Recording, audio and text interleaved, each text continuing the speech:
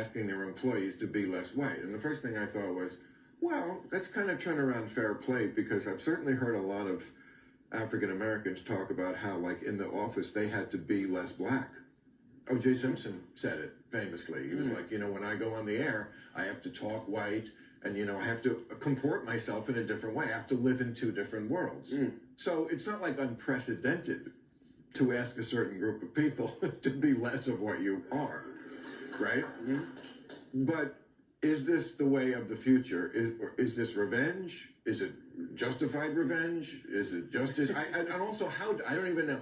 I don't know how to be less white. What do I dance better? You know what they mean when they say be less white? I don't. I really don't. I don't practically know how to do it. Well, we live in a country that, that's full of white supremacy. That we know. We know that people are racist. We know that people are bigoted. I think some people sometimes have a lot of unconscious biases, right, when you're white. Not just white. And I think, asking somebody to be less white is just to say, yo, man, use your privilege to combat the prejudice that exists within this workplace. Like, if you're a white man, white woman, use your privilege that you have to combat the prejudice against black people. If you're a man, use your privilege that you have to combat, sexism against women. If you're a straight man, use your straight privilege to combat the prejudice that exists against the LGBTQ community. That's all I think they're asking you to do. That's me personally.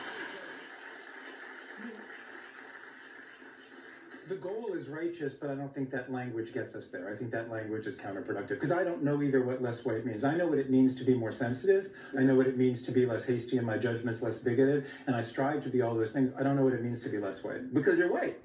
But I'm black. And being that I'm black, I know exactly what it means when they say, yo, be less white.